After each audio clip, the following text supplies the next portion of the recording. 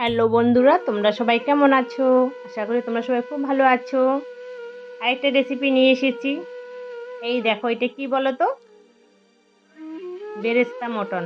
বেরেস্তা মটন কেন বলছি বলো তো? যে পেঁয়াজ ভাজা করে বেরেস্তা বানিয়ে তারপরে মাটনটা রান্না করেছি, তার জন্য নাম হলো বেরেস্তা মাটন। কি করে রান্না করেছি আর কি কি দিয়েছি একটু দেখতে থাকো, আর এভাবে বানিয়ে খেতে থাকো, খুব ভালো লাগবে, টেস্টি টেস্টি লাগবে।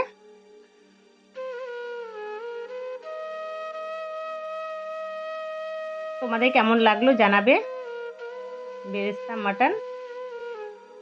আশা করি তোমাদের সবাই খুব ভালো লাগবে। আজকে মাটন রান্না করব। কী কী লাগবে জানো? এই দেখো, তোমাদের সামনে নিয়ে এসেছি, পাচ্ছ? পেঁয়াজ নিয়েছি, রসুন নিয়েছি, টমেটো, আদা, বুঝতে পেরেছো? এই সব কাটা হবে, মিক্স করা হবে মিক্সারের কোটোতে, তারপরে রান্না করা হবে, বুঝতে পেরেছো? এই যে সব নিয়ে এসেছি রেডি। দেখতে থাকো কীভাবে রান্না করি, সবাই একটু দেখো, ঠিক আছে? মাটন রান্না করছি, দেখো পেঁয়াজটা সব দেখতে রাখলাম, এবার মাটন দেখবে। মাটনটা দিয়ে আমি একটা ইয়েতে রেখে দিয়েছি, দেখাচ্ছি।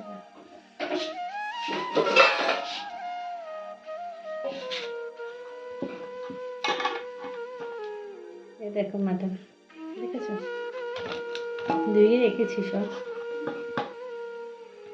এরকম বড় বড় পিসটি, বেশি বড় নয়। আচ্ছা,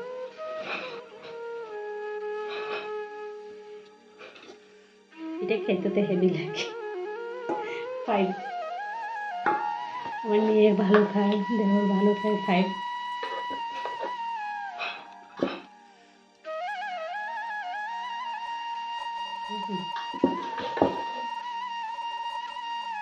বড় গামলিতে ধুয়ে রেখেছি।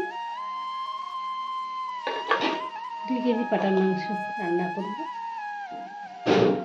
কারণ আমাদের ঘরে মেম্বার হয়েছে আমরা 7 জন, 7।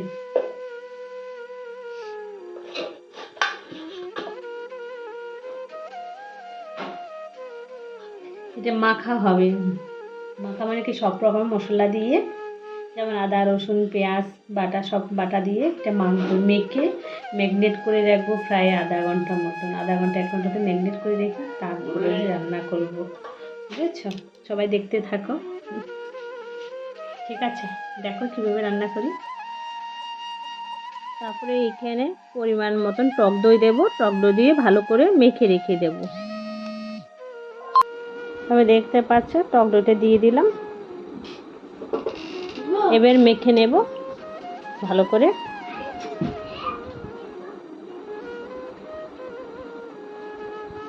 তোমরা যদি মাটন করে ভেবে টক দই মেখে নেবে তাহলে ভালো হবে, কেন বলো তো? টক দইটা দিলে না মাটনটা একটু সফট হয়, ভালো হয় খেতে, খুব ভালো লাগে, টেস্টি লাগে, একটু টক টক লাগে।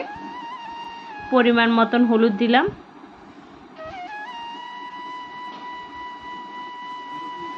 লঙ্কার গুঁড়ো দিয়েছি, ভালো করে মেখে নেবে। লঙ্কার গুঁড়ো দিয়েছি স্বাদ মতন বলতে ঝাল যে যেরকম খাই, আমরা একটু ঝাল খাই, মাটন একটু ঝাল ঝাল না হলে ভালো লাগবে না, একটু ঝাল ঝাল করে হবে, তাহলে খুব টেস্টি হবে, ভালো লাগবে খেতে।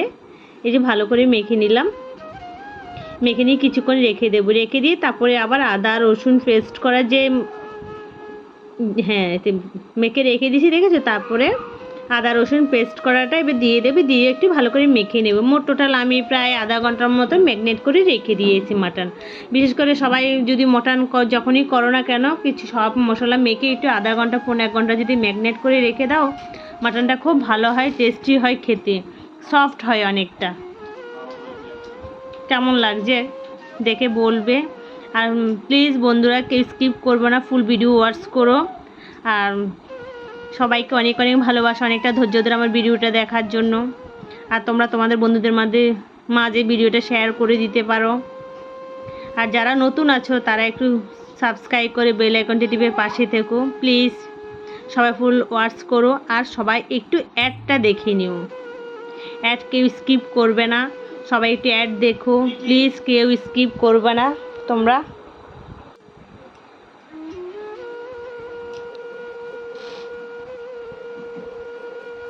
মোটামুটি আমার সব সব ইয়েটা হয়ে গেছে। এবার ওভেনে কয়রা বসিয়েছি, আমি এটা সর্ষের তেলে রান্না করব। ঠিক আছে, তেল গরম হয়ে গেছে, তার মধ্যে পেঁয়াজ দিয়ে দিয়েছি। পেঁয়াজটা কুচি কুচি করে কেটেছি, ঠিক আছে, সরু সরু করে কাটা। বেরেস্তা মাটন যদি করতে হয় এভাবে পেঁয়াজটা কাটবে, কেটে ভালো করে ভাজা করে নেবে, কড়া ভাজা একদম লাল লাল হয়ে যাবে। ভাজা করার পর পেঁয়াজটাকে নামিয়ে রাখবেন। নামিয়ে রাখার পর যদি পেঁয়াজটা ঠান্ডা হয়ে যায় দেখবে মচমচে টাইপের হয়ে যাবে। মচমচে হয়ে গেলে তখন ওটাকে গুঁড়ো করে দেবে, মানে গুঁড়ো করে দেবে। তারপরে পেঁয়াজটা রেখে দেবে।